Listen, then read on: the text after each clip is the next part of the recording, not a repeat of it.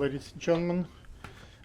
This is how to photo booth, take one, and this is one of the first edition book on the photo booth life hack written by me.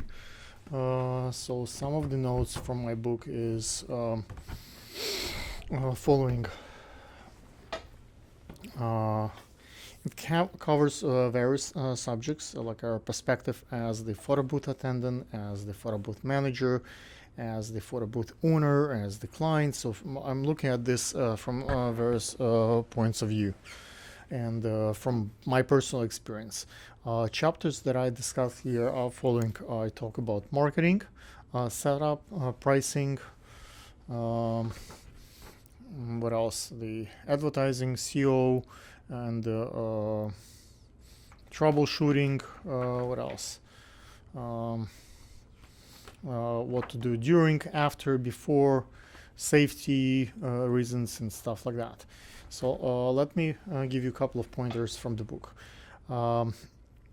As far as the good context suggestions, get the phone numbers and emails for the DJ and MC and photographers and venue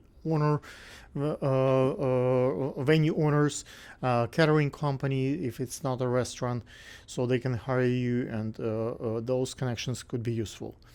Get a Wi-Fi name and password in advance, so you don't have to do it when you come to the place. They might not know or not have the right person at the time. You can set up a software prior to the event, so you have the script ready with the client, so those things will save time. Setup time, you need to find the best spot at the venue for the booth. Ask them where they would suggest, and consider, because the wires is important, so no one falls. Safety matters. You need to consider where the best light will be. So you want to use your light, but also you might take advantage of the venue light, especially if you film with the folks who have dark skin. The better light really makes a difference.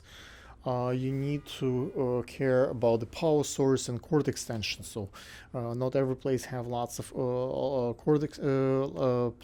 power stations, so bring quite a few different ones. So you need to charge your printer, your camera, and maybe some phone and stuff, lights. You do not want to give much chance for the people to knock off the booth, so make sure that you kind of cover the station so it's not on the way of the crowd when people are moving. I talk in the book about the pricing of the services. Let's say if Lady Gaga comes to the event, and probably I would be willing to do the event for free, to just advertise to her and talk to her. If it's average Joe, I will have average pricing. If the weather conditions can be also considered, if it's cold in the winter, it's rain, so to carry equipment there, it's somewhere far in the park, those things matters. Do they require insurance in the venue? Because if you put your plug-in in their lights, and the cables in the wall get burned down, you might have expensive issue with insurance. Bad weather, like a storm, rain, like major national disasters might affect the event, so those things also makes a difference on pricing. Consider those with the cancellation policy and details. If you have a busy location like Midtown Manhattan, and then perhaps you have to charge extra for the parking and tolls and gas and travel time, so make sure that you think if the event is only 2 hours, you might take it 3 hours one way and 3 hours another way, plus maybe an hour or two looking for parking and carrying stuff location. So not all events are the same. If the event is on Christmas Day and or New Year or busy day, like when everybody wants to get married, that also makes a difference in priority. Those days when you can charge full price and or even higher pricing than regular weekdays when there are no gigs for the photo booth.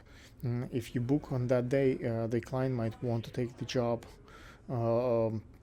and charge cost that might cancel production. If the client is booking you on the same day, that's a very very short notice, and so that's also could be considered important. If a client cancels on you on the last minute, which often happen, people cancel the parties, people lose jobs, or someone dies, or in the family or something, so you need to have those deposits considered in that time, because you cancel someone else and then the first gig doesn't come into place. Find equilibrium, what's fair for everyone, for you and for the client, and so you can still make money. You do not work at the cost. You have to make a profit. It's still business, right? Consider equipment brakes, car brakes. You need to price all that in. Marketing effort also has to be priced in. If you spend time marketing for your for your services, that's also time that you need to get paid. If I sell photography service for good money, like let's say 1,500 and up, I would be willing to throw a photo booth for free as maybe a free service. I would sell a photo booth to high-end photographers and filmmakers as additional perk, so they can offer that as part of their production. If I do photography, it's like for $500, for example, and I would charge additional $100 for simple tablet booth with no printer. That might also work. Because I just put it, it doesn't take much work to set up and take care of it.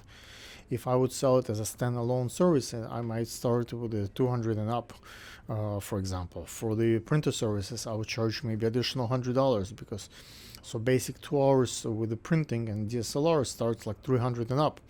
If attendant there, I might charge additional $100 and up. So all those things come into consideration. The props getting burned and used and stolen and broken. So you need to consider all those things when you do the pricing. We can custom price. Depends on the road conditions. If it's a busy season or particular day, like I kind of covered, it's Christmas.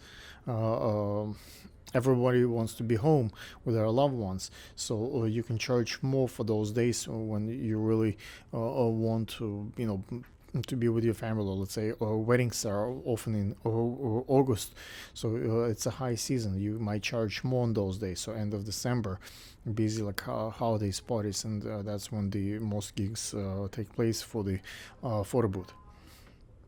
As far as the